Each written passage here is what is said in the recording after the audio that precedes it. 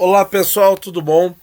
Para quem não sabe, está acontecendo em Chennai, na Índia, as Olimpíadas de Xadrez Mundiais. O Brasil está jogando e eu vou, nesses dias, trazer algumas partidas que me chamaram a atenção dos brasileiros. Essa aqui é da segunda rodada, Brasil contra a República Dominicana. Quem está de brancas é o Alexandre Fier e de negras Christopher Guzman. Então é uma Caro-Kann, pessoal, Fier de brancas. Então começou aqui com E4, C6, D4, D5, E5, Caro-Kann do avanço, Bispo F5, Cavalo F3, E6, Bispo E2. A linha mais posicional, mais do desenvolvimento.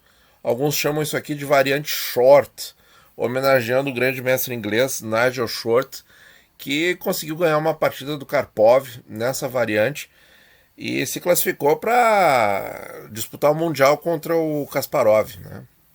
Depois ele depois ele tomou umas aulas de xadrez com o Kasparov, mas tudo bem. H6, Roque, Cavalo E7, Cavalo de BD2, desenvolvimento clássico e normal, bem tranquilo. Cavalo D7, C3, C5. Nessa abertura, como vocês veem, as negras ficam com as peças um pouco se fechando uma nas outras, porque esse cavalo não está bom em E7, porque ele tranca o bispo de F8. O ideal é que ele esteja em F5, mas em F5 está o bispo. Se o bispo volta para H7 para o cavalo vir para F5, o cavalo mata a diagonal do bispo. Então, quer dizer, as peças ficam meio atropelando umas às outras. E aí um lance como C5 é bem útil para tentar abrir um pouco a posição das negras. Mas D por C5 deixa, na verdade, as brancas melhores. Veio o cavalo por C5, cavalo B3, cavalo C6, aí tentando libertar um pouco a posição, né? Cavalo de F para D4, e agora o Fier vai deixar um cavalo no centro aí. Veio, perdão, bispo H7 e F4. Gostei muito desse lance, eu acho muito bom, muito didático também. Deixa uma um clamp na posição negra, né? Um grampo aqui prendendo o flanco rei das negras e dando um espaço para as brancas muito bom. Veio cavalo por B3, cavalo por B3, aqui o computador considera igual, mas numa partida é muito mais fácil jogar isso aqui de brancas. As brancas estão aqui com vantagem de espaço. Bispo E7, bispo E3, tomando conta dessa diagonal importante aqui, né? Porque o peão avançou, o peão de F avançou. Então essa diagonal aqui, que é vulnerável, já está protegida pelas brancas. Roque, A4, ganhando espaço no flanco dama, cavalo A5. Não troca os cavalos, o cavalo volta para o centro, casa forte. Nenhum peão negro tira o cavalo daí. Cavalo C4, que é uma casa forte para as negras também. Computador dá bispo C4, DC4 e dama F3 com igualdade. Mas por que você deu par de bispo se não há necessidade disso? E eu acho aqui a forma com que o Fier resolve essa questão desse cavalo avançado ali, incomodando um pouco os bispos e os peões, de uma maneira muito didática. Bispo C1 em primeiro lugar, preservando o par de bispo. Veio torre C8. Rei H1 já se antecipando ao dama B6, que veio ocupar a diagonal, porque o cavalo deles tirou o nosso bispo da diagonal e agora veio a dama para a diagonal. E agora B3. Essa manobra aí que eu achei muito didática, porque o Fier vai agora ganhando espaço no flanco dama, ganhando tempos em cima das peças do adversário. Então B3, cavalo A5, B4 de novo, o cavalo voltou para C4. A5 agora ganhando tempo em cima da dama, a dama vem para C7 e pronto. Conseguiu o objetivo. Agora a base da cadeia de peões está em C3. E aí você pode dizer o seguinte, não, mas esse peão ataca, a dama e a torre atacam. Sim, mas aí ele vai ter que tirar o cavalo do posto avançado. E o cavalo, por enquanto, não sai, não tem casa para sair. Veja que o cavalo de C4 está completamente dominado. Então, as negras não têm como nos atacar pelo flanco dama. Essa que é a verdade. E agora o Fier vai para o flanco rei, com dama E1. Muito legal essa manobra. Veio o rei H8.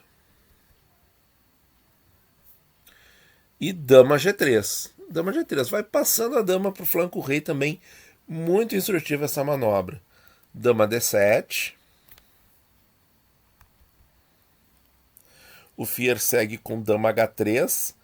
E quero só deixar como nota que o computador já acha interessante F5.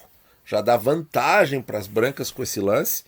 Porque, vejam só, se capturar, já vai ter muita peça, já vai ter torre na coluna F, o cavalo já vai ganhar a casa F5, vai ter essa diagonal com o bispo em H6, vai ficar muito forte o ataque das brancas. Mas o Fier jogou dama H3, torre de C para E8,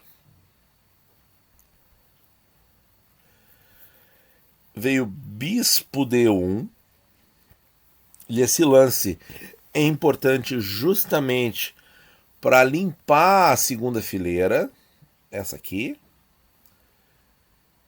Dama C8, bispo A4. Claro, a recolocação do bispo também é importante. Torre D8, torre A2. Esse lance pode ser um pouco difícil de entender agora, mas ele vai ser vital até o final da partida.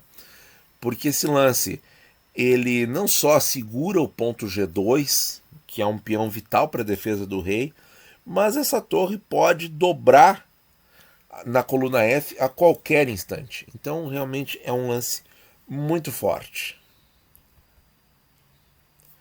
Veio bispo E4. Olha aí o ataque em G2, que a gente está falando. E agora o Fier joga o F5. Agora ele vai para abrir o flanco rei. Veio cavalo E5. E agora, pessoal, qual é o lance das brancas? Brancas jogam aí e obtêm vantagem muito grande. Pode dar uma pausa. Bispo H6. Isso aí, pessoal. Quase o presente grego, né? O presente grego, na verdade, é bispo H7, que é o sacrifício de peça para abrir o roque adversário. O jogador das negras foi de rei G8. O que aconteceria se tomasse o bispo? Vamos ver. G por H6, F6. E aí, se fugir com o bispo, vamos tentar ver isso sem mexer as peças. Bispo D6, dama por H6 cheque, rei G8, dama G7 mate. Então, é forçado capturar este peão. Então, aqui o Fier conseguiria recuperar a peça. Vem torre por F6, não dama H6, porque agora, o que acontece? Como o bispo veio para F6, tem uma peça a mais ajudando na defesa, né? Se vem dama H6, rei G8 ainda dá recursos para as negras. Então, torre por F6, agora rei G8 e torre de A para F2. E aí o ataque segue, certo? O ataque segue. Mas não foi isso que foi jogado. Veio bispo por H6, rei G8. E agora, pessoal, como é que o Fier continua esse ataque? Pode pausar o vídeo. Dama G3, pessoal, ameaçando mate em 1. Simples assim, mate em 1. Veio bispo F6 como defesa. E agora, pessoal, como é que segue o ataque? F por E6, pessoal. F por E6 continua abrindo o flanco rei. Veio cavalo G6. Se, pelo contrário, as negras tomarem o peão, segue com o sacrifício de qualidade em F6, Não pode tomar de peão porque está cravado. E não pode tomar de torre, porque senão leva mate em G7. Torre versus torre, dama versus G7, checkmate. É obrigado a fazer o cavalo G6 para obstruir o ataque da dama. Vem torre por F8, torre por F8. E o bispo volta para E3. Bom, aqui eu parei de pesquisar a variante porque simplesmente as brancas já têm peça a mais, tem um bispo a mais, tem o rei das negras exposto e tem ataque no flanco rei. Claro, tem que cuidar com essa ameaça de gavetão aqui em F1, mas tem bispo G1 ainda. Claro, tem que olhar esse ponto aqui onde a dama está entrando, mas enfim, a partida aqui é das brancas, certo? E o computador dá vantagem decisiva. Vamos voltar para o que aconteceu no jogo. F por E6 e cavalo G6. E agora, pessoal, vale a pena dar uma pausa aí para descobrir o próximo lance do Fear. Torre por F6, pessoal, olha aí. Torre por F6. O Christopher Guzman jogou F por E6, tá? Vamos ver se ele captura a torre. Qual é o lance vencedor aqui? Aí a gente tem que... O lance talvez não seja tão óbvio assim, mas a gente tem que pensar o seguinte. Às vezes a gente tem um ataque demolidor num setor do tabuleiro, mas se o ataque parece que freou, como é a situação agora, o recurso pode ser tático em cima de ganho material, que é o caso, E7. E7 vai ganhar uma das torres e vai continuar com o ataque. Então, não pode aceitar o sacrifício de torre. Veio F por E6. Seguiu torre por F8. Torre por F8. E olha ali o gavetão perigoso aqui pro nosso brasileiro. O lance que ele faz aqui eu acho muito instrutivo. H4. Por quê? Porque é um lance que dá casa pro rei e mantém a pressão. Torre F1 cheque, rei H2 e E5. Podia ter tomado o bispo? Podia. Antes de dar o cheque, por exemplo, aqui, ó, G por H6, mas aí vem H5. E aí o Fier recupera a peça. Torre cheque, rei H2, E5. Podia ter tomado o bispo ao invés de jogar E5? Podia. Vamos ver. Peão por bispo, H5, torre volta defendendo, H por G6, torre por G6 e dama D6.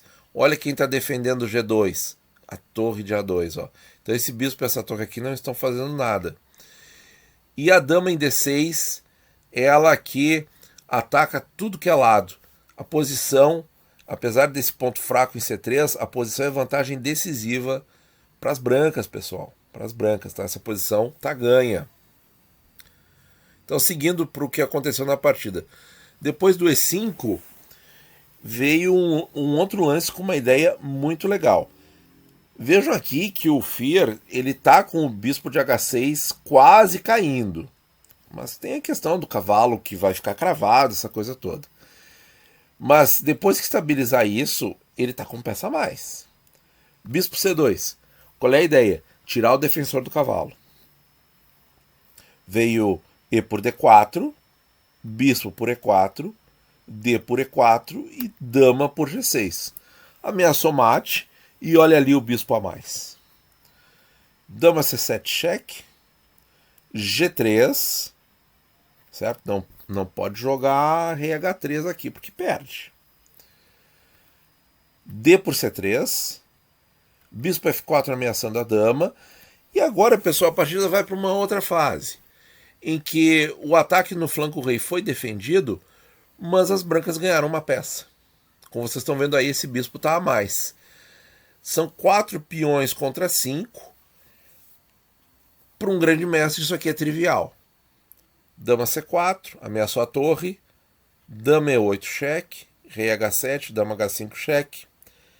É partida por tempo, é partida pensada clássica. Então, para fazer o controle de tempo, ele fez esses cheques aí. Rei G8, torre C2 bloqueando o peão, torre B1,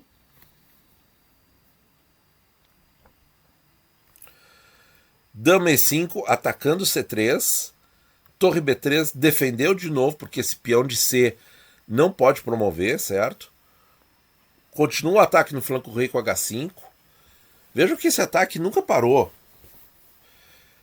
Torre por B4, dama E8 cheque, rei H7, bispo E5. Então volta a atacar o peão de C3 e também está olhando para G7. Dama C6 propondo troca de damas. Não, dama F8. Atacou a torre e ameaçou mate em G7. Dama H6. Dama F5. Torre G8.